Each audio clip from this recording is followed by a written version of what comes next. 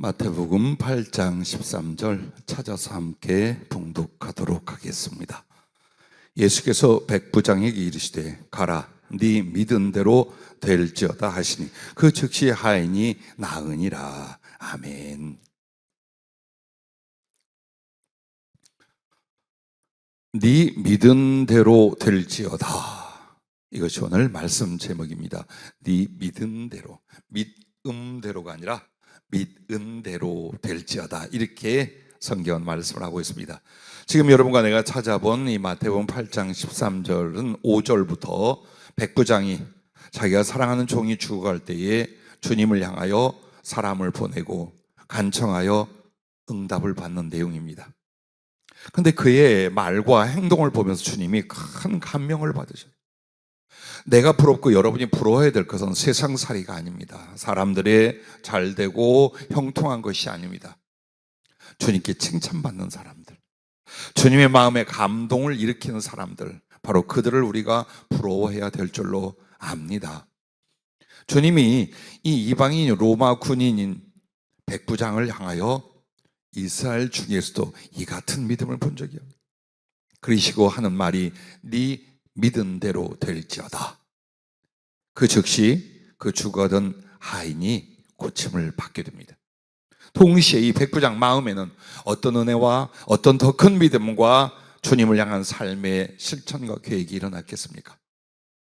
자, 오늘 여러분과 나에게 네 믿은 대로 될지어다, 이 말씀은요 축복이에요. 그러나 저주가 될 수 있어요. 믿음이 유선인 사람들, 믿음이 물질이고 육신이 먼저인 사람들에게 네 믿음대로 될지어다라고 했어요. 망하는 말이에요. 이 말을 우리가 곱씹어 자세히 생각하면 너 지금 뭘 믿고 있니? 근데 그 엉터리인데, 육신적이고 세상적인데, 그렇다면 믿음이 없는 결과를 대하여 믿음대로 될지어다라고 할 때 그 결과가 오는 말씀이에요. 주님이 그 믿음을 보고 칭찬하고 감동하사 네 믿음대로 될지어다 할 때는 안 될 것도 되고 없는 것도 있고 죽은 자도 살고 이런 역사가 일어나겠지만, 엉망진창이거나 유선이거나 육신적이고 세상적인 그런 태도와 삶을 살아가는 신자에게 네 믿음대로 될지어다라고 할 때는 무슨 일이 벌어질까요? 세상이 충만해지고 물질이 충만해질까요? 그게 아니에요. 믿음 없는 벌거벗은 그 모습이 드러나는 비참한 결과가 오게 될 것이라는 표현입니다. 자, 오늘 누가복음 7장 1절부터 10절에 이 말씀이 다시 소개돼요. 그런데 여기에서 보면 더욱 구체적으로 그의 믿음이나 그의 선행이나, 즉 믿음의 행위나 그의 믿음과 믿음의 간청에 대해서 자세히 설명을 해요. 사람이 읽어도 야, 대단한 분이로구나 라고 할 만큼 짤막한 글 안에 그의 믿음이 소상하게 나타납니다. 나는 내게도 부럽지만 내가 사랑하는 우리 성도들에게서 이런 믿음을 보기를 한평생 원하고 있어요. 어느 집이, 누군가가, 혹은 우리 청년 중에는 좀 진주가 있을까? 그래서 똑같은 긍휼로 대하고 어떻게든지 기도해주며 하나님 말씀으로 잘 되도록 양육하려고 합니다. 그러나 나도 사람을 보며 분별을 합니다. 저러면 안 되는데. 그리고 성령이 그 뒤에 결과를 미리 일러주시지만 받을 수 없는 사람들에게는 불행하고 어려운 일에 대해서 제가 말씀을 안 드려요. 여러분이 아마도 저와 상담을 하거나 성령으로 애언과 지시를 받을 때에 두렵고 겁나는 일이 별로 없었을 거예요. 그것은 받을 수 있는 사람에게만 얘기를 합니다. 근데 확 뒤집어져 나 죽어 거품물 사람들에게는 알아들을 수 있는 정도로 말해요. 그런데 그렇게 신실한 순종의 사람이 아니면 듣는 말씀도 어떻게 하냐? 자기 식으로 바꿔서 들어요. 오늘 여러분과 나에게 믿음이란 무엇입니까? 하나님을 신뢰하고 의지하는 부분이에요. 또 믿음이란 하나님을 순종하고 사랑하는 부분이에요. 즉 하나님에 대한 우리의 자세와 태도와 중심과 삶의 모든 것을 가리켜 믿음이라고 말합니다. 여러분과 나의 짧은 인생 안에서 아마도 예수님 안에서의 꿈과 소원들을 품고 있을 거예요. 그저 하루하루 대충 살다가 죽지 하는 사람은 신앙인 중에 없을 거예요. 그런데 여러분의 그 바람과 소원이 주님 보시기에 믿음이라면 믿음대로 될 줄로 믿습니다. 그러면 여러분의 믿음이 어떻게 생성이 되고 소성이 되고 장성이 되고 진실함이 되느냐? 그것은 바로 믿음의 반석은 주님께 대한 신뢰와 사랑으로 말미암아 됩니다. 어느 누구에게도 이 부분이 임하고 경험되지 않고 큰 믿음과 흔들리지 않는 반석 같은 믿음을 갖는 사람은 없습니다. 아무도 없습니다. 그래서 주님이 여러분을 아시고 부르셨어요. 그리고 나서 주시는 모든 은혜는 어디로 가게 되냐? 믿음을 생성시키는 쪽으로 가게 만들어요. 체험이든지 성령이든지 말씀이든지 어떤 삶 속에서 모든 은혜가 믿음을 제대로 잘 만드는 쪽으로 인도를 하십니다.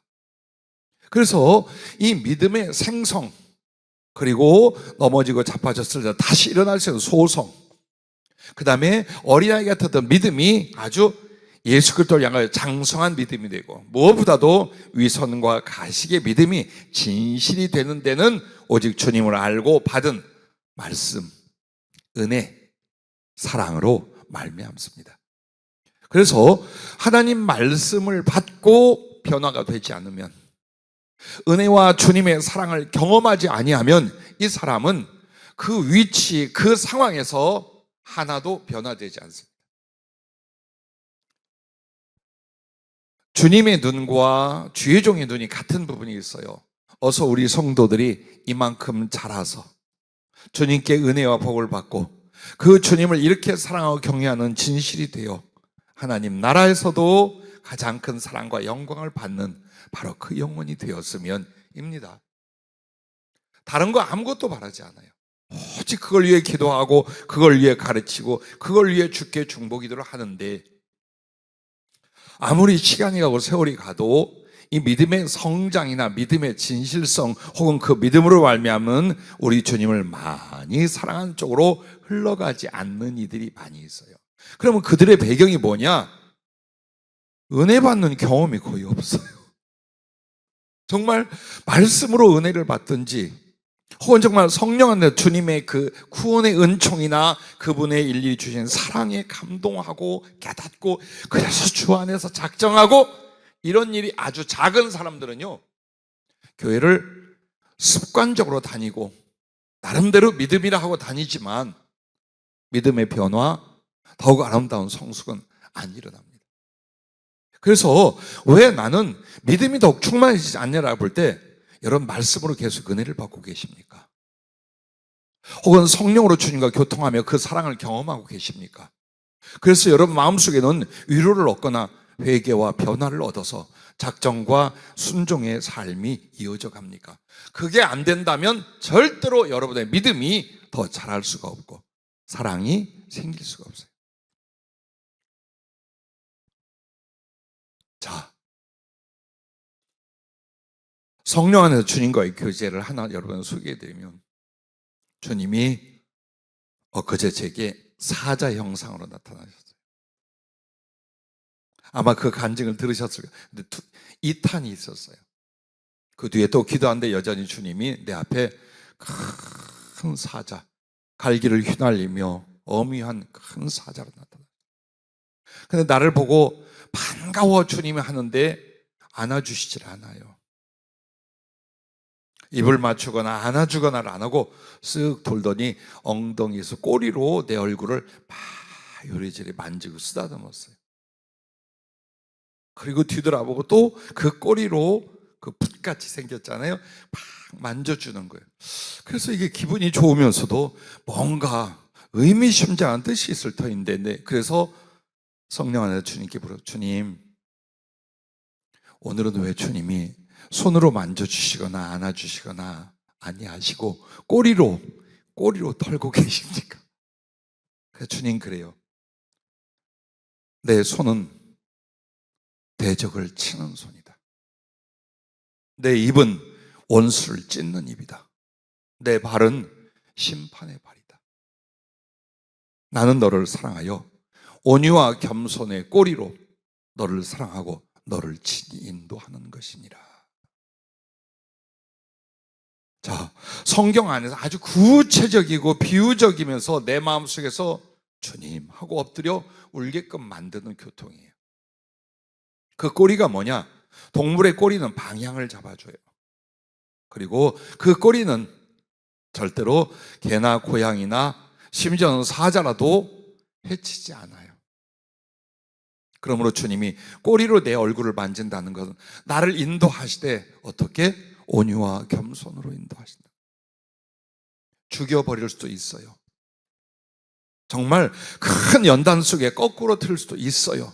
그러나 그런 것들은 대적이나 사단이나 그따위에게 하는 것이지, 자기가 사랑하는 이에게는 모든 걸 참고 모든 걸 믿고 모든 걸 바라시는 당신의 그 사랑의 온유, 그 거룩한 겸손으로 나를 만지시고 인도하시는, 예, 그러셨습니다. 처음 주님을 만난, 그래서 주님을 알았던 그 22살 그 나이 때부터 지금까지 나는 못난 것과 악한 것과 약한 것이 가득해도 주님께서 그 입을 벌리신 적이 없고 그 사자의 앞발로 나를 친 적이 없어요. 지금 돌이켜보니 언제나 그 부드러운 꼬리로 어루만져 위로하고 사랑의 고백으로 말미암아 양심의 가책을 갖게 하고 당신이 먼저 가심으로 말미암아 깨달아 뒤따라가게 하고, 그게 주님의 사랑이에요. 그것을 성경을 직접 읽다가 혹은 성령으로 교통하다가 혹은 내 삶 속에서 일어난 일들을 통하여 여러분이 자꾸 경험하지 않고는 예수님을 향하여 절대적인 신뢰와 사랑이 나오질 않아. 그래서 믿음의 반석이 되지 않는다라는 거예요. 그럼 어떻게 할까요? 사모해야 돼요. 돈을 버는 것보다 더, 나가서 사람들과 교제하고 노는 것보다 더, 공부하거나 어떤 노력보다 더 가장 중요한 건 내가 예수님을 아는 것, 그 예수를 알아가면서 그분과의 사랑을 이루는 것, 그 사랑을 경험하는 것. 왜? 그 주님의 사랑 안에 진리가 있고 생명이 있고 그분의 나라가 있고 내게 있어서 그분을 사랑할 수 있는 능력이 거기서 다 나오거든요. 그것을 사모하고 갈망하지 않은 신자가 어떻게 예수님의 사랑을 경험하고 큰 믿음의 사람이 됩니까? 안 됩니다. 절대로 안 됩니다. 난 오늘도 잠시 아까 그런 얘기를 했습니다. 신학하는 사명자들 다시 재고했으면 좋겠어요. 왜 신학을 공부해? 네? 왜 신학 공부하는 건데요? 주님을 사랑하여 주님을 위해서, 복음을 위해서 목숨을 바치고자 함이에요. 그런데 내 시간이 더 중요하고 공부하는 게 더 중요하고 혹은 마음속에 식어져 가지고 주님에 대한 어떤 사랑과 열정도 없어요. 안 하는 거예요.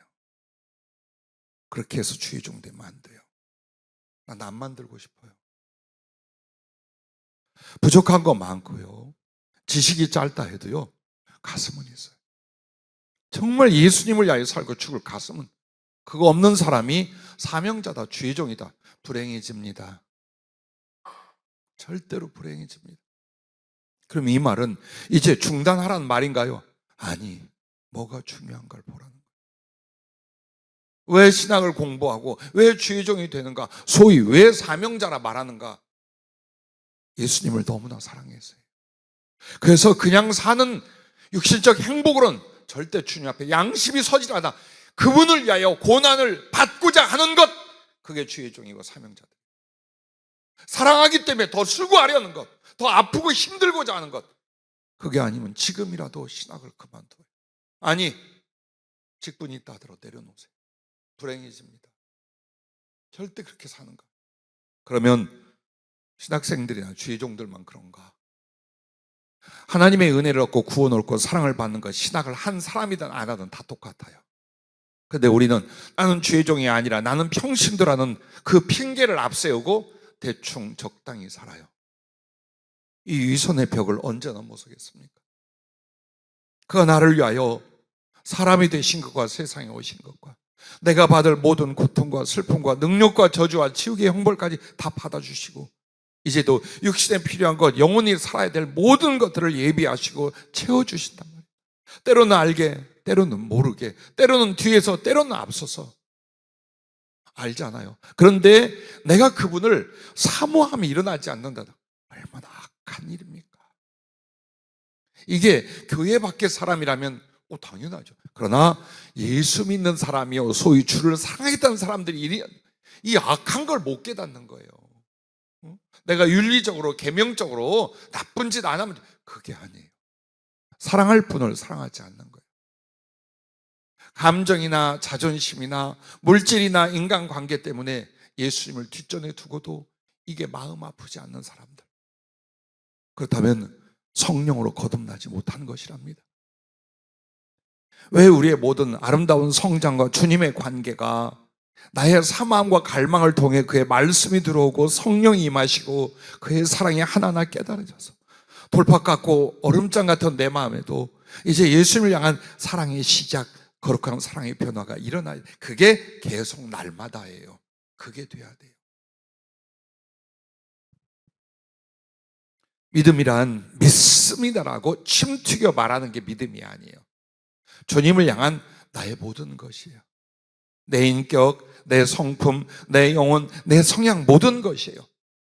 근데 그 믿음의 반석은 어디에서 일어나냐? 그만큼 주님을 사모해서 당신의 사랑과 은혜와 말씀을 경험해 갈 때, 체험해 갈 때, 거기서 일어난다는 것입니다. 그래서 여러분이 정말 큰 믿음의 사람, 더 뜨거운 사랑의 사람이 되려면 경험하라는 거예요, 주님을.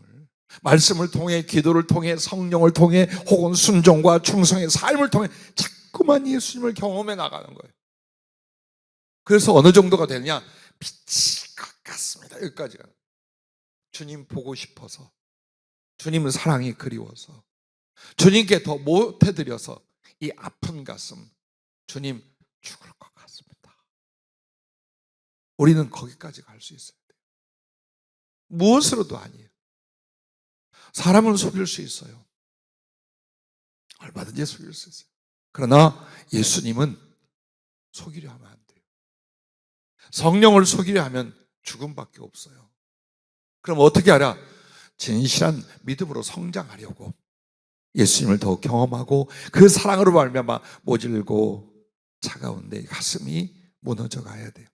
자, 여러분 성경에서 아브라함의 손자 이삭의 아들 야곱, 그리고 그 쌍둥이 형제 에서에 대해서 많이 읽고 듣고 아실 거예요. 야곱의 일생이 뭔 줄 아십니까? 쌍둥이로 태어나서 그는 항상 2인자였어요. 거의 1, 2초 사이로 나왔는데 형이 모든 것을 아버지의 기대와 아버지의 축복과 그리고 법적으로 아버지의 상속마저도 2배로 형이 받을 거예요. 그리고 들은 하나님 말씀과 영적인 기대로 말미암아 그 은총과 축복이 얼마나 큰가를 늘 사모했어요. 그런데 아직 예수님을 향한 그런 사랑과 하나님을 향한 그렇게 진실하고 큰 믿음은 생기지 않았어요. 그래서 그 받는 장자의 축복을 빼앗기 위하여 엄마하고 짜서 잘 앞을 보지 못한 아버지를 속입니다. 아버지는 하나님의 대리인이었어요. 그때는 더 그랬어요. 영적인 가장 머리였어요. 그를 속이는 건 하나님을 속이는 거였어요. 그리고 그가 성령으로 축복하고 성령으로 말씀하는데 이것마저 속이려 했어요. 형을 속였어요. 형과 아버지를 속이면서까지 그 안수기도 축복 기도를 받으려고 했어요. 예, 했어요. 근데 많은 사람이 이렇게 말합니다. 그렇게까지라도 사모했다는. 아니요, 그거는 사기예요. 진짜 믿음은 정말 하나님 믿고 사랑했다면 가만히 있어도 그 믿음 따라 하나님 줄 거예요. 그렇게 속이고 그렇게 뒤집고 그렇게 아버지와 형을 기만하지 않아도 그 믿음 따라 하나님이 역사할 거예요. 근데 거기까지 믿음이 없었어. 어떻게 해서 아버지의 안수, 아버지의 그 말씀으로 나오는 그 축복, 왜냐하면 그게 다 문서로 만들지 않아도 유언이 되고 하나님의 결정이 된다고 여긴 거예요. 그래서 그것을 빼앗어요. 많은 죄종들은 이것을 가르쳐서 그가 얼마나 하나님의 은혜를 사모한 게 아니잖아요. 그 내용을 자세히 보면 믿음의 사람이라지만 아직 권모술수를 쓰며 하나님의 은혜와 신앙을 육신적이고 세상적인 걸로 판단하고 있는 어리고 약한 믿음의 사람이었다는 거예요. 그가 어떻게 변화된 줄 압니까? 그래서 들통나자마자 그 사냥꾼이요 혈기쟁쟁한 이 형이 죽인다고 쫓아왔어요. 부랴부랴 외갓집으로 피난을 가는데 그 길이 험한 광야예요. 어디로 가야 될지, 어떤 일을 당할지, 살을지 죽을지 돌아올지 모르는 길을 가는데 그 광야에서 차디찬 밤에 돌을 베게 하여 누웠어요. 얼마나 신세가 처량하고 가슴이 아팠겠어요. 그러나 보세요, 하나님이 어떻게 하는가? 그의 꿈에 하늘문을 쫙 열어서 그 하나님 보좌로부터 그 야곱 앞에까지 계단이 쫙 내려, 그 거룩한 영광과 빛의 계단이 그 앞에 쫙 서더니 놀라 쳐다보는데 천사들이 쫙 내려왔다 올라가고 내려갔다 올라가고, 그리고 그의 보좌에 인자 같은 이가 사람 형성의 하나님이 친히 앉아 계셨어요. 그리고 그를 불렀어요. 그리고 자기 할아버지 아브라함에게 한 언약과 약속을 다시 그에게 심어주셨어요. 자, 믿겠습니다. 하나님을 경험했어요. 그분의 말씀을 경험했어요. 그분의 사랑과 은총을 친히 경험했어요. 가슴이 뜨거워지기 시작했어요. 그래서 엎드려 작정을 합니다.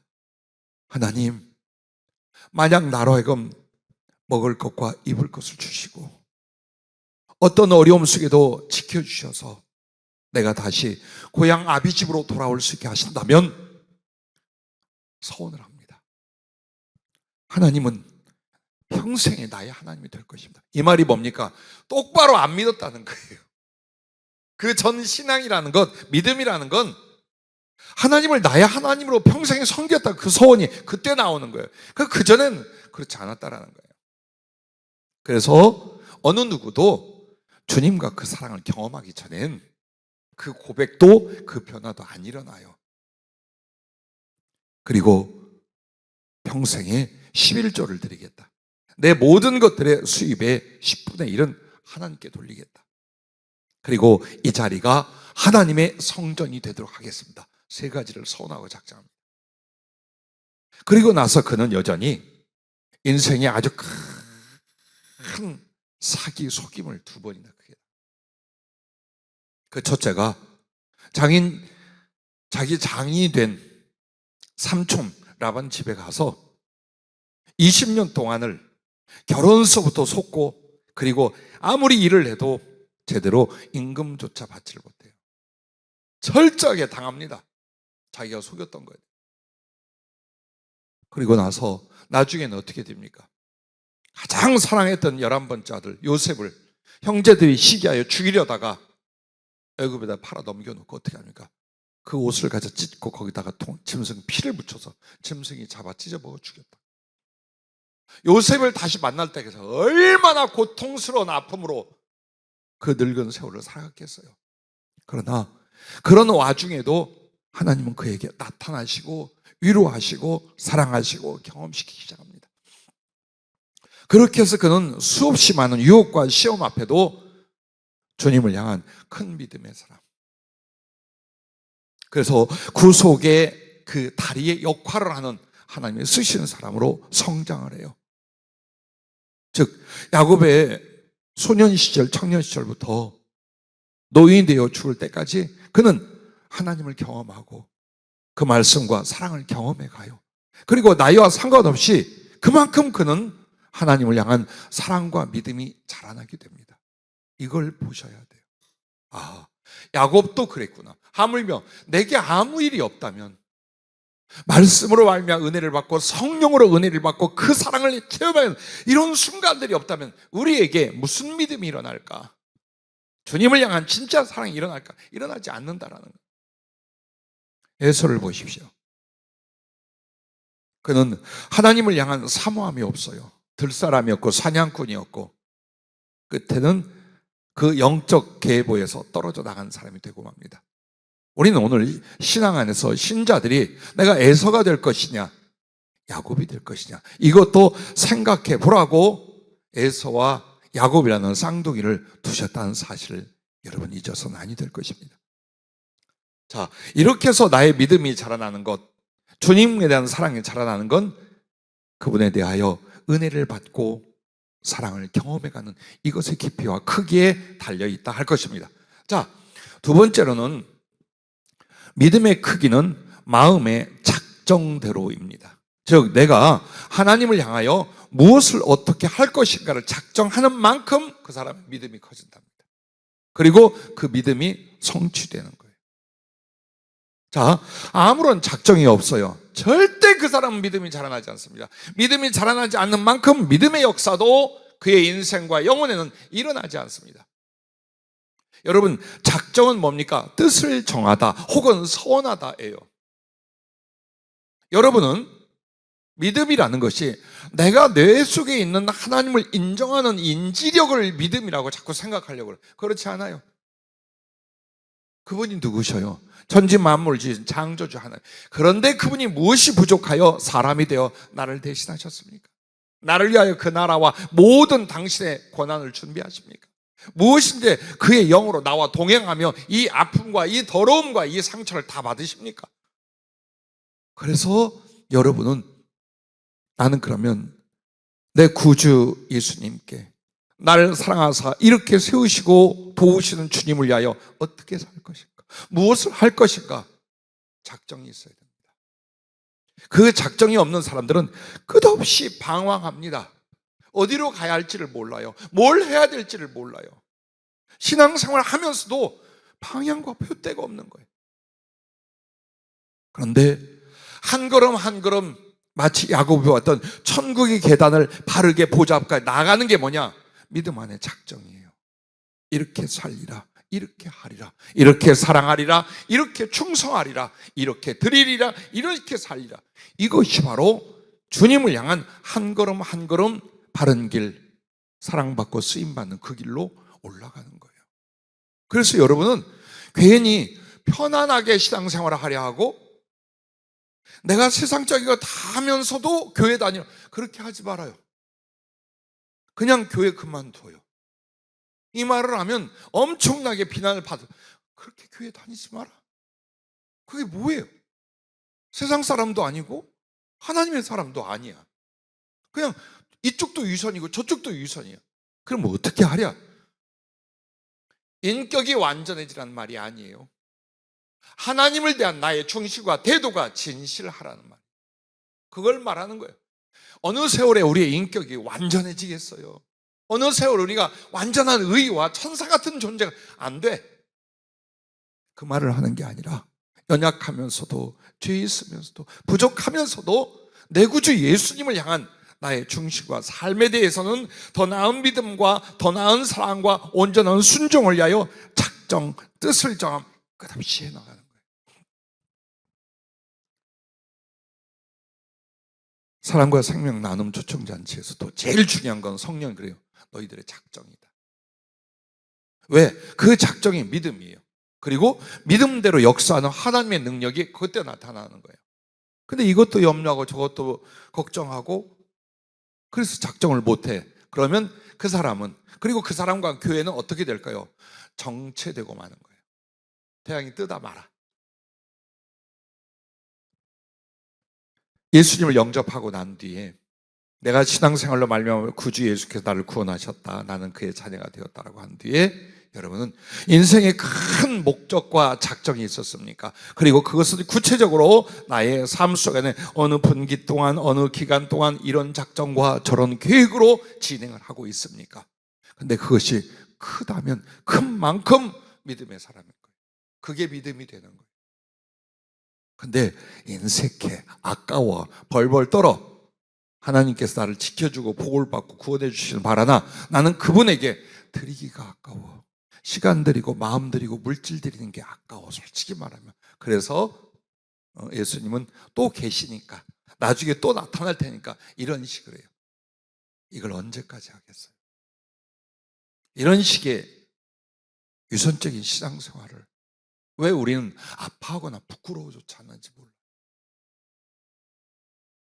어떻게 주님이란 분이 그렇게 대해도 될 분입니까? 주여 주여 하면서 그렇게 옹졸하거나 위선되거나 혹은 집에서 굴러다니는 깨진 밥그릇처럼 취급하면서도 구원이 있고 사랑이 있고 쓰심이 있으리라고 생각합니다. 하나님은 씨를 뿌린 대로 거두게 해요. 정말 진심으로 얼마나 사랑하고 공경했는가 그거 보고 은혜 주시고 들어 쓰시고 하나님 나라를 예비하죠. 그러므로 중요한 건 되어진 대로 살다가 어느 날 떠나가지. 제발 그렇게 하지 마세요. 그게 믿음이야. 그거밖에 안 돼.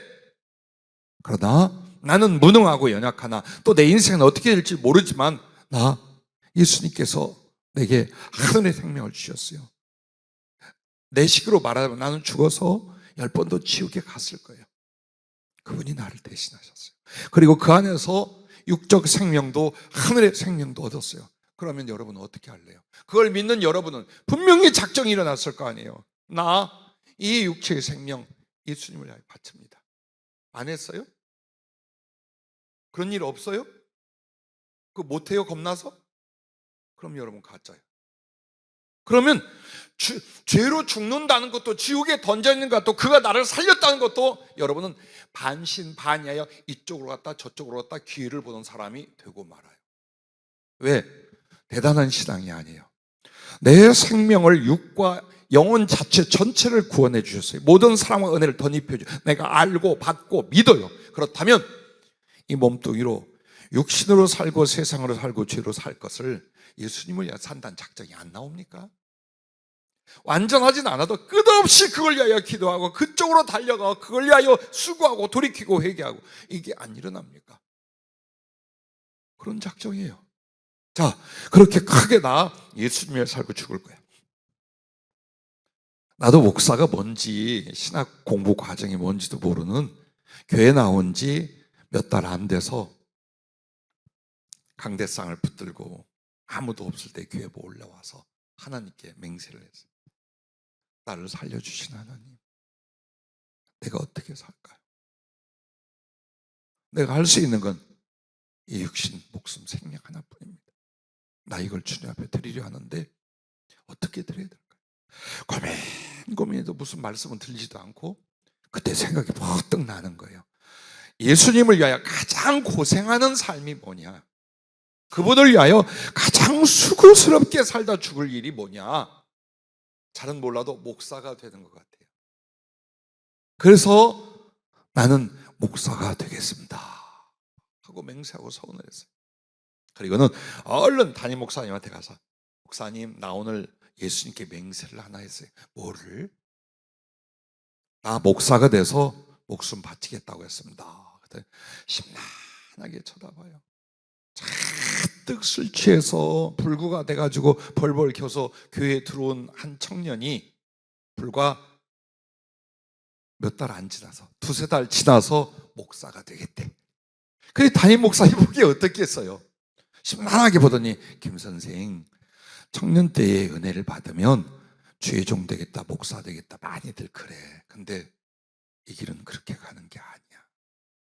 정말 고난과 가난과 아픔과 어려움 많아요. 그러니까 생각 접고 그냥 편안하게 신앙생활하고 하나님이 주실 은혜로 어떤 걸 하겠다 이 생각하고 있어. 그러거나 말거나. 그리고 한 달, 두 달 지나갔어요. 서너 달 지난 뒤에 목사님이 불렀어요. 김 선생, 예, 준비하세요. 예, 주님이 부르시는 것 같아. 주의 종으로서. 그래서 신학교를 가기 위하여 이거 준비하고 주의 종으로 가기 위하여 이런 거 준비하세요. 예. 그런데 그것을 자랑이라 말하는 게 아니라 기본이라고 늘 말하는 거예요. 난 그것을 한 번도 자랑스럽게 혹은 내가 당신보다들 더라고 생각해 본 적 없어요. 어느 누구나 구원을 받았다면 이 목숨과 인생이 그분과 그분의 나를 위해 살아야 되는 거 아니에요. 그리고 나서 이제 구체적으로 그럼 뭘 어떻게 할 건가? 내게 있는 것은 아니 그가 주실 것을. 그래서 여러분이 주님을 위하여 사는 어떤 작정들만큼 그 사람은 믿음의 사람이 되고 믿음의 크기와 깊이가 된다라고 말씀을 한 거예요. 어떤 작정이 있어요? 얄팍합니까? 깊습니까? 무엇을 주님 앞에 계획을 세웠어요? 정말 주님과 그 나라를 위한 것입니까? 살짝 내가 숟가락을 얹은 것입니까? 잘 보세요. 잘 보세요, 자기를. 내가 여러분의 등을 긁어줄 수 있어요. 가슴 들뜨게 하고 하나님의 축복과 사랑으로 말미암아 가슴이 뜨겁고 행복해지고 막 모든 장밋빛 소망을 갖게 할 수도 있어요. 그러나 나는 성령이 주신 대로 나와 여러분에게 더욱 축복이 뭐냐? 가슴을 찢을 수 있어야 돼요. 지금 이 위치에서, 지금 이 심령에서 더 진실하고 더 나은 사랑과 믿음을 위하여 자기를 부서뜨릴 수 있는 말씀과 기회가 진짜 여러분과 나에게 축복이에요. 그걸 뼈저리게 서로 갖고 계셔야 돼요. 그래서 가끔 어느 교회나 이런 성도도 있어요. 아유, 오늘 목사님 성질 났나 봐. 까네, 막 까고 있어. 예. 이것이 주님 사랑이에요. 그래서 앞으로 여러분을 두 가지일 때문에 채워서 들어 쓰신 일과 하나님 나라의 더 큰 영광과 상급을 위하여 여러분을 계속 이 말씀들이 찌르기도 하고 빚기도 하고 약속이 되기도 하고 뒤에서 책망이 되기도 하게끔 계속해서 성령은 우리에게 말씀을 그렇게 주고 계신 것입니다. 자, 그 작정과 서원이 결국 나아갑니다. 자기를 나아가게 만들고 성취할 믿음의 분량이 된다라는 것, 이것을 여러분이 잊어서는 안 됩니다. 그래서 하나님을 향하여 마땅히 내가 작정할 것을요 생각하지 않는 사람, 미루는 사람, 축소하는 사람이 있다면 믿음은 가상일 뿐 실제가 아닙니다. 또한 있던 믿음도 함께 식어지고 소멸되어 인색하고 염려하고 세상 미련으로 믿음 없이 살아갑니다. 이유가 있는 거예요. 그렇게 돼서 다니엘을 보세요. 포로가 되어 바벨론에 끌려와서 죽을지 살지 몰라요.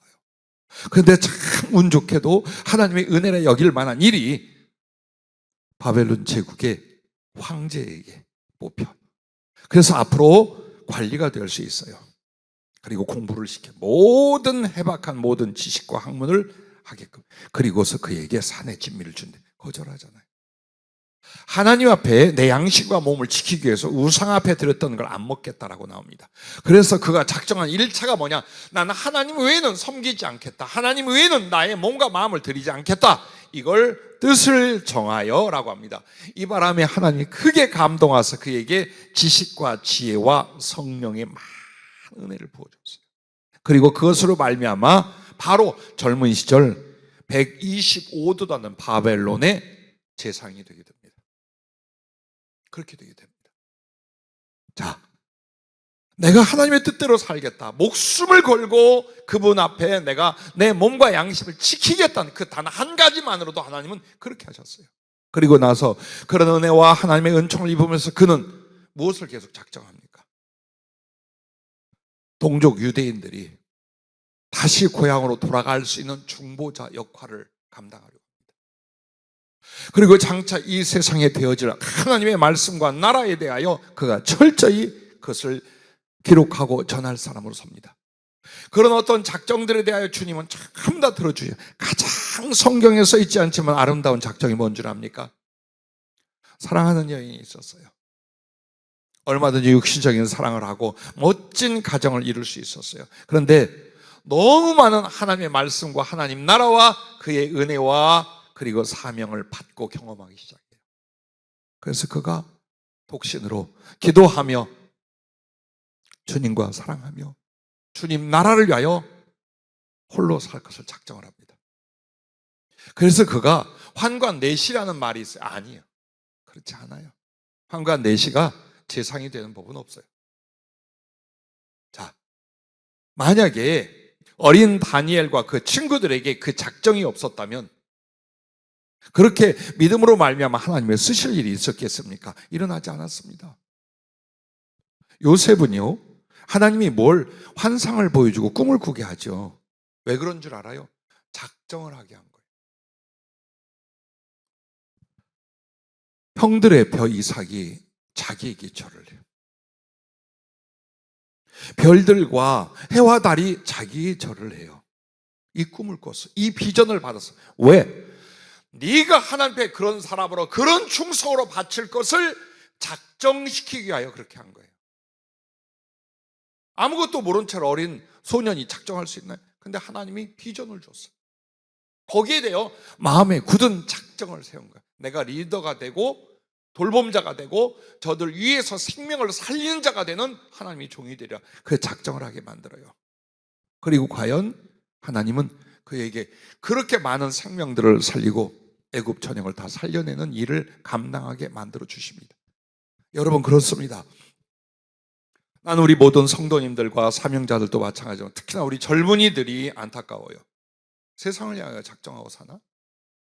세상에서 조금 더 나은 것들과 유익한 것들과 재미있는 것들을 위하여 작정을 해서 삽니까? 아니면 하나님과 그가 들어 쓰실 일들을 위하여 아주 멋진 꿈과 계획과 소원을 가지고 삽니까? 이 젊은이들이 앞으로 어떻게, 나도 그렇지만 우리 부모님들 자기 자식들 보세요. 하나님 앞에 어떤 멋진 작정을, 어떤 아름다운 사랑과 충성의 계획과 작정들이 있는가 보세요. 그것 이상이 될 수 없어요. 그러나 지금은 연약하고 보잘것없어 혹시 보인다 할지라도 그 하나님을 향한 작정과 비전이 있다면 이 사람은 그게 믿음이에요. 그리고 그 믿음은 반드시 성취되게 돼 있어요. 오늘 내 자녀들과 우리 사랑하는 청년들에게 약간의 격려와 필요한 것을 주는 게 문제가 아니에요. 하나님 앞에 믿음으로 하면 작정과 꿈이 일어나게 만들어줘요. 모든 성경에 있는 사람들은 하나님을 향하여 작정함으로 말미암아 그것은 믿음이 됐고 믿음의 성취가 된 것을 우리가 알지 않습니까? 그러므로 남은 세월 여러분과 나는 어떤 작정을 하시려 합니까? 매 기회가 오고 매 주님의 요구가 올 때마다 나는 이런 믿음으로, 이런 충성으로, 이런 사랑으로, 이런 일들로 주를 섬기며 그 일을 위하여 살겠다. 복음을 위하여 살겠다. 제가 여러분에게 고백했던 것 중에 하나를 같이 뒤돌아보면 이것입니다. 20년도 더 됐잖아요. 우리 청년들 미국으로 보낼 때. 그때 제가 오해를 했습니다. 청년들을 보내서 거기서 주의 종이 되고 사명자가 되어서 미국을 중심으로 해서 그들이 전 세계를 향해 어떻게 일을 할까? 나는 이걸 뒷바라지하고 이걸 기도하고 이걸 지도해 줘야 된다. 아니요. 나중에는 그게 아니에요. 내가 했어야 돼. 끊임없이 미국으로 혹은 이 나라 저 나라 다니면서 교회 세울 것과 복음 전할 것, 나는 그렇게 다 살고 죽었어요. 한국에서 더 많이 있어서는 아니 될 것을 나는 내 자식과 청년들이 그 일을 감당하는 것으로 알았어요. 아니, 은근히 나의 무능함과 약함과 그리고 수없이 많은 비난과 공격을 내가 끌어안고 저들에게 돌리지 말자라는 변명이 있었어요. 욕은 내가 먹고 쟤네들은 나와 상관없이 하나님의 사랑과 내가 도울 수 있는 것만으로 전 세계를 향하여 일한 일꾼이 되게 하죠. 근데 그게 실수였다. 그렇게 하면서 내가 앞섰어야 해요. 내가 한국에 돌아오지 말았어야 돼요. 선교지에 가서 거기서 땀과 피를 쏟고 죽었어야 해요. 그 피로 말미암아 이루실 짧은 기간 동안 이루실 하나님의 거룩한 뜻과 역사는 무수하게 많았을 거예요. 꽤 많은 시간이 지났지만 지금도 다시 주님 앞에 작정했어요. 보내시기만 한다면, 작은 틈이라도 열린다면 내가 직접 갑니다. 아무리 몸이 약하고 힘들고 나이를 먹는다 할지라도 나는 주님 앞에 그 일을 명받았고 그 일을 선한 바이니 난 그렇게 살고 그렇게 죽을 것입니다. 그래서 여러분과 내가 친해지면 안 돼요. 왜? 괜히 끌려가서 개고생하시다가 죽을 수도 있으니까 우리 친해지면 안 됩니다. 웃든지 아멘을 하든지 하셔야지. 요셉을 봐요. 다른 형제들에겐 뭐가 없었어요? 하나님을 향한 작정이 없었어요. 어떻게든지 지네가 더 잘되고 지네가 더 아버지의 사랑과 제사를 받는 거, 지네들의 기득권 이거였지 하나님과 그 나라를 위한 작정은 요셉 하나밖에 없었어요. 그래서 요셉을 그렇게 믿음을 갖게 만들었고 하나님이 들어 쓰신 거예요. 난 여러분들이 지금 나의 처지와 형편을 돌아보지 말아요. 왜? 주 안에서 진실한 믿음의 작정은 그분이 이루시는 거예요. 그게 믿음이에요. 내가 셈해보고 계산해봐서 이게 할 수 있냐 없냐, 그건 믿음이 아니야. 믿음은 정당한 하나님에 대한 사랑과 순종이라면 내가 그것을 할 때 하나님이 나를 들어 능히 이루고 쓰실 것이라고 확신하고 그 길로 가는 거예요. 그게 믿음이에요. 초라해지지 마세요. 비겁해지지 마세요. 그리고 가난한 거나 몸이 연약한 거나 나이 먹은 것 절대로 변명하지 말아요. 주의 일에는 나이가 상관없고 물질이 상관없고 연약하고 강건하면 상관없어요. 어떻게든지 주님이 쓰실 것을 믿으시기를 바랍니다. 자, 세 번째는 믿음의 역사는 믿음의 행함으로 말미암다. 자, 내가 마음의 믿음을 갖고 기도하고 또 작정을 했어요. 이제 그것이 일어나야 돼. 성취되고 실천이 돼야 돼. 근데 그건 언제 되느냐? 믿음의 행함이 일어나야 돼요. 마음 먹고 작정하고 기도만 하고 있고 생각만 하고 있어서는 안 돼요. 미국 선교 가야지. 인도네시아, 캄보디아 가야지. 일본 가야지. 혹은 구제. 아우 불쌍해 어떻게. 아니 줘야지. 가서 나눠줘야지. 내가 내일은 전도하려. 아니 지금 해야지. 바로 그걸 말씀드리는 거예요. 그래서 마음의 작정을 행함으로 실천할 때에 믿음은 절정에 이르게 됩니다. 그리고 무엇보다도 주님이 보실 때예요. 정말 네가 진실하구나. 네 그 믿음의 작정과 믿음의 생각이 옳고 진실하구나. 이걸 언제 인정하시느냐? 내가 마음으로 작정을 기도하고 행동으로 옮길 때예요. 그때 주님은 그래 너 참 진실하고. 그래서 그 믿음을 이루어지게 만드는 거예요. 이 비밀을 모르고 이것만 한 거야. 마음의 작정까지 좋았어. 그리고 기도까지 좋았어. 근데 도대체 행동으로 안 옮기네. 그 왜 행동하지 않는가 했더니 내가 지금 너무 바빠서 힘들어서 물질이 없어서 혹은 내가 급한 게 있어서 이러고 있는 거예요. 그리고 10년, 20년, 30년 몸뚱이는 다 약해지고 주어졌던 기회는 다 이러고 있는 거예요. 그래서 그런 거예요. 그래서 우리 주님은 작은 일에 충성하는 자. 그게 뭘까요? 네 힘껏 요만큼이라도 해보라 이거예요. 그 믿음을, 그 기도를, 그 꿈을 위하여 이만큼 행동하고 실천해봐라. 그러면 한 것을 이루게 하고 더 큰 것을 너에게 맡겨줄 것이다 라는 거예요. 그래서 주님이 언제나 재보는 게 뭐예요? 실천하는지 안 하는지, 행동하는지 안 하는지 그걸 보셔요. 그거 보시고 주님이 맡기기도 하고 더 크게 들어 쓰기도 하고 그 영혼을 하나님의 사랑에 맞는 자로 세우시기도 한다라는 것입니다. 많은 사람이 그런 얘기를 해요. 나는 마음은 있는데 물질이 없고, 마음은 있는데 시간이 없고, 마음은 있는데 어떻다? 작은 일에 충성하는 거예요. 그 작은 일이 바로 내가 할 수 있는 걸 하는 거예요. 할 수 있는 거. 온 세상에 복음을 전 세계 선교. 그럼 지금 당장에 사람들에게 복음을 전하고 전도해봐. 그리고 세계 선교가 있고 능력이 있는 것이죠. 하나님, 나를 구제를 위하여 혹은 교육을 위하여 복지를 물질로 많이 돕고 싶습니다. 주여, 내게 주시오. 아니, 그냥 해봐. 지금 작은 거 해봐. 여러분, 옛말에 이런 말이 있죠. 고양이 줄 건 없어도 도둑 맞을 거니까.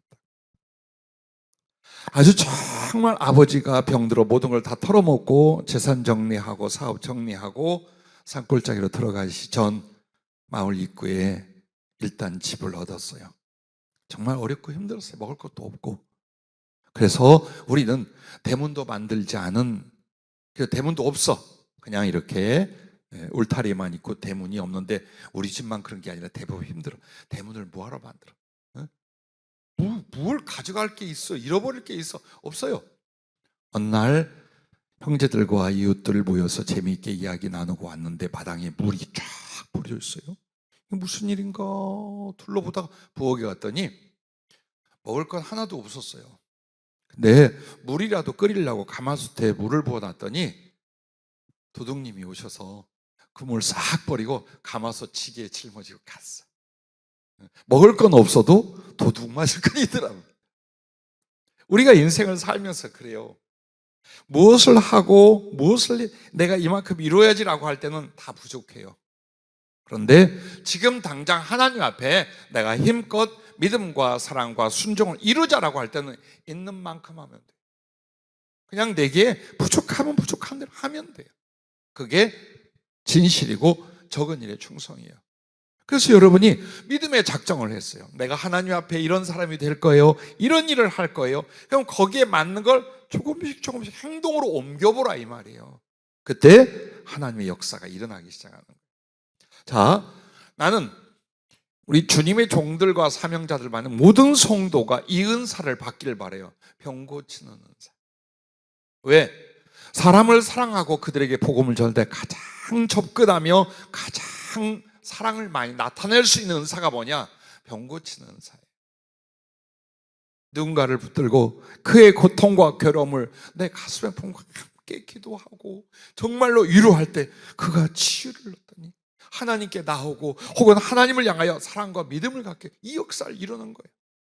그런데 병 고치는 은사가 하늘에서 뚝 떨어지는 게 아니에요. 뭘 해야 되는 줄 압니까? 사람을 위로하여 그분들을 붙들고 수없이 많은 기도가 있어요. 그 병든 자, 고통받는 자들을 보고 그냥 지나쳤다 병 고치는 은사는 죽었다 깨도 안 일어나요. 근데 그냥 갈 수가 없어. 내 믿음의 형제들이 혹은 저 사람들이 고통받고 괴로운 걸 보는데 내 마음이 통하여 그냥 못 가겠어. 집에 가서 기도하고 만나면 기도하고 정말 눈물로 모든 마음의 사랑과 믿음을 다하여 기도해 주기 시작. 그러다 보면 기도 응답이 일어나. 하나 고쳐져, 어느 부분 고쳐져. 이렇게 하다가 어느 날 때요 손만 대면 낫는다든가 그저 한번 울고 나고 기도하고 나면 낫는다든가 그리고 평범한 질병 같았던 것도 이제는 불치병에 이르기까지 하나님이 치유하는 역사가 일어나요.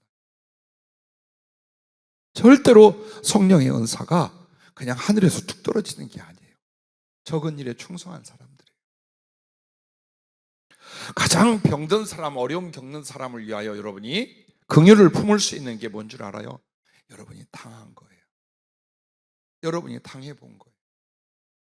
불구가 되어봤습니까? 질병으로 말할 수 없는 고통과 괴로움을 겪었습니까? 사람에게 버림받고 능력을 당하고 모함을 당해봤습니까? 근데 지금 내 믿음의 형제 중에 누군가가 혹은 이웃의 누군가가 전에 내가 당했던 아픔을 전에 내가 겪었던 그 고통을 겪는 거예요. 그때 이 사람은 일어나요. 가슴 얼마나 괴로울까, 얼마나 아플까, 얼마나 힘들까. 그래서 가서 내일처럼 가슴을 다해서 기도하거나 위로하게 되는 거예요. 그때 하나님의 역사와 능력이 나타나기 시작해요. 물질도 마찬가지예요. 가난했었어요. 그래서 악착같이 주머니 닫고 인색해지. 아니요. 내가 그토록 가난하고 어려워서 또 가난한 사람 보면 어때요? 없는 데고 또 나눠주려는 마음이 일어나야 돼요. 그리고 그 행위로 말미암아 주님이 오냐, 넌 내가 물질을 주고 복을 줘도 거꾸로 지지 않겠구나. 탐욕이나 교만으로 빠지지 않겠구나. 너는 그 가슴 그대로, 그 사랑 그대로 그래 해라. 계속해서 긍휼을 베풀고 계속해서 나의 사랑을 이뤄라. 그때 하나님이 권능도 물질도 그렇게 주시는 거예요. 절대로 여러분 하나님 앞에는 거짓말 못해요. 속이려 하지 마라. 그리고 변명도 하지 말아요. 다만 여러분의 큰 사랑의 작정이 있고 작은 실행이 시작이 되면 되는 거예요. 백부장의 믿음이요, 예수 그리스도에 관하여 말씀을 듣고 그를 신뢰하고 의지했어요. 그리고 그는 이미 그 막연한 여호와께 대한 믿음을 갖고 뭘 했느냐, 회당을 지어주고 유대인들을 구제하며 그 민족을 참 사랑했다는 말을 들을 정도예요. 이게 믿음의 행함이에요. 그가 하나님에 대해서 알고 어떤 작정이 있었을까요? 그는 로마 군인이에요. 유대인들에게 대적이에요. 그럼에도 그 사람들에게 사랑을 인정받고 칭찬을 받을 만큼 선을 베풀고 믿음을 행했어요. 그러니 자기 양심과 가슴에 전혀 그늘이 없고 거짓이 없어요. 예수님에 관해 딱 말을 듣자 100% 믿음이 가는 거예요. 그리고 보세요. 종이까짓 거 옛날에 뭐였겠어요? 근데 사랑하는 종이라고 가족으로 여긴 거예요. 돈으로 여긴 게 아니라, 재산으로 여긴 게 아니라 가족으로 여겼어요. 그렇게 해서 예수님에게 직접 나가지도 못하고 이방인이고 죄인이라 생각하여 유대인 장로들에게 부탁을 해요. 그들과의 그동안 사랑으로 섬김으로 말미암아 좋은 관계를 부탁을 합니다. 가서 예수님께 이렇게 좀 전해 주십시오. 그래서 예수님이 내가 가마 어디냐 가자. 그랬더니 그 말을 전해 또 사람을 봅니다. 오지 마시옵소서. 그 말이 나 같은 죄인, 나 같은 이방인 어찌 감히 주님을 모실 수 있겠어요? 그저 말씀만 하십시오. 내 밑에도 사람이 있어 가라 하면 가고 오라 하면 옵니다. 그냥 말씀만 하시옵소서. 와, 이 믿음이 어떻게 생겼을까요? 종합적이잖아요. 그의 마음에 선한 하나님을 향한 태도와 하나님 앞에 어떻게 살겠다는 작정과 실천이 있었어요. 예수님은 그거 보고 그 사람 만나러 가버나움에 오셨던 거예요. 오늘 우리도 마찬가지입니다. 큰일이 아니더라도, 엄청난 헌신이 아니더라도 진실한 믿음을 가지고 내가 주님 앞에 아름다운 사랑과 충성의 작정과 계획들을 세워놓고 하나하나 그 방향으로 그 내용으로 실천하고 뚜벅뚜벅 걸어간다면 주님이 여러분의 그 진실을 믿고 모든 역사와 기적을 일으켜 주실 줄로 믿습니다. 오병이어도요, 요한복음 6장에는 어떻게 나오냐? 빌립을 시험코자라고 해요. 아브라함을 시험코자라고 한 것처럼 오늘 여러분과 나에게도 끊임없이 주님이 시험을 해요. 근데 그 시험이 뭐냐? 이 정도는 되기를 바라는 그분의 기대이셔요. 그게 시험이야.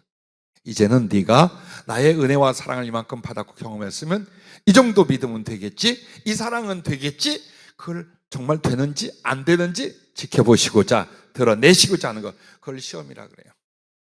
그래서 나는 오늘도요, 거룩한 은혜의 행사 가운데 난 뭘 본 줄 압니까? 우리 성도들을 향하여 주님이 어떤 기대의 테스트를 하는가, 그걸 봤어요. 교회에 오늘 온 사람이나 안 온 사람이나 주님이 다 그걸. 그런데 대사수가 그걸 몰라요. 진짜 그걸 몰라요. 뭐가 바쁘다, 뭐가 먼저다, 뭐 약속이 있다, 놀러 가야 돼. 저렇게 해가지고 진짜로 어떻게 하려고. 그런데 그게 늘 일상이 되고 마는 거예요. 그래서 최소한 여러분과 나는 어때요? 속지 마라. 나에게 속지 말아요. 뭐가 더 예수님을 우선으로 하는 건지, 뭐가 더 예수님을 사랑하고 섬기는 건지, 뭐가 더 합당한 믿음으로 내가 행동하는 건지 정확하게 파악해서 조금씩 움직여요. 엄청난 일을 하지 말고 조금씩 자꾸 그쪽으로 가요. 그때 주님께서 어떻게 해요? 빌립은 시험에서 떨어진 거예요. 한 아이가 보리떡 5개하고 물고기 2마리. 여기 있어요 주님, 이거 주님께 갖고 왔어요. 자, 이 믿음의 행함, 그걸 통해 수천 명이 먹고도 남는 역사를 주님이 일으켜요. 오늘 우리도 마찬가지. 나 다 털어봐야 물고기 2마리하고 보리떡 100개밖에 없습니다 주님. 그러나 이걸 구제로, 이걸 복음 전파로 써주시옵소서. 그때 주님이 어떻게 해요? 5,000명을 먹이고도 12바구니 거둔 역사 지금도 하셔요. 지금도. 근데 이 믿음이 없는 거예요. 이 거룩한 비밀과 약속 앞에 이 믿음이 안 생기는 거예요. 그래서 오늘 주님의 은혜와 사랑을 경험해라. 그게 믿음이 된다. 그리고 주님을 위하여 살고 있는 어떤 일들에 대한 작정을 해라. 이게 믿음이 된다. 그리고 그 작정을 했으면 행동으로 옮겨봐라. 하나님의 역사 이때 일어난다라는 거예요. 난 여러분에게 주님의 임재를 이용하지 않기를 바라요. 정말 주님이시면 주님이고 아니면 아니고, 근데 그냥 구경거리나 혹은 나에게 뭐 좋은 이야기를 해주시려나, 또 빠지면 손해보려나, 그래서 뭐 어디를 갑니다, 떠납니다, 뭘 합니다, 그런 얘기 딱 묻고서 그렇게 해라라고 하면 바로 이렇게 말한다. 아, 나는 주님한테 허락받았다고. 이용하지 마세요. 거룩한 하나님의 역사와 은혜를 이용하지 마세요. 여기 계신 분들 아닌 줄 알아요. 그러나 밖에 있는 분들, 오늘 못 온 분들 명심하세요. 주님의 임재란 사건과 은혜를 이용하지 마세요. 내 필요에 따라 그분이 나를 인정하고 알면, 그런 역사가 있을 때에 내가 거기서 조금 얼쩡되면 하나님이, 예수님이 나를 엄청 이뻐하고 나는 안전에 보험을 든 거야. 이런 태도들이요, 주님의 임재라는 거룩한 은혜의 사건 앞에 수도 없이 많았어요. 여러분과 내가 그것 때문에 억울한 소리도 많이 들었지만 알잖아요. 주님이 하고 계시다는 것, 하나님이 하신다는 것. 그래서 어떤 경우에도 하늘에 계신데 예수님을 어떤 사랑으로 섬김이, 어떤 존경으로 존경하며 어떤 마음으로 순종하는가, 그것이 땅에서, 하늘에서 여러분이 주님 앞에 그렇게 나타날 수 있기를 바라요. 오늘 말씀처럼 네 믿은 대로 될지어다. 예, 그렇게 됩니다. 만약 주님이 누군가를 향하여 이 말씀을 선포하셨습니다. 네 믿음대로 될지어다. 예, 됩니다. 그 이상의 것이 됩니다. 그런데 중요한 건 그 말씀의 선포를 들을 만한 믿음이냐예요. 아니면 내가 갈망하고 있느냐예요. 주님이 정말 여러분을 인하여 기뻐하고 감동하고, 그래, 네 믿음대로, 아니 네가 구하지 아니한 것도 내가 능하게 하리라 할 정도로 여러분의 믿음이 그러한지를 보세요. 그게 중요한 거예요.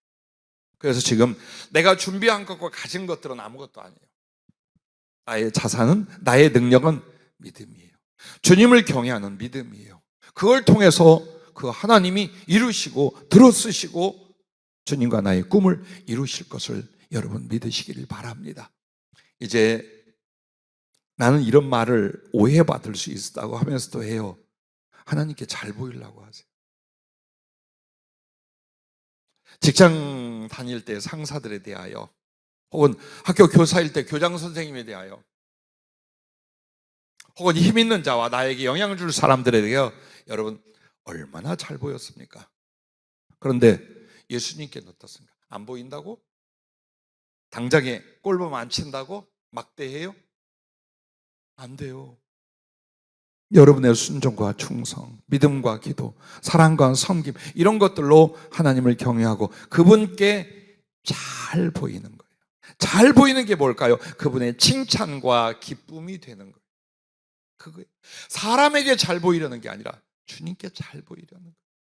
그래서 그분 마음에 나를 인하여 기쁨이 있으시고 칭찬이 일어난, 그렇다면 그가 얼마든지 복을 주고 들어 쓰시고 그리고 여러분의 기도와 소원의 성취를 이루어 주실 줄로 믿습니다. 오늘 여러분과 나 하루를 최선을 다했습니다. 이제 남은 세월에도 자, 내 주님 앞에 어떤 믿음의 사람이 되겠습니까? 어떤 꿈의 작정을 갖겠습니까?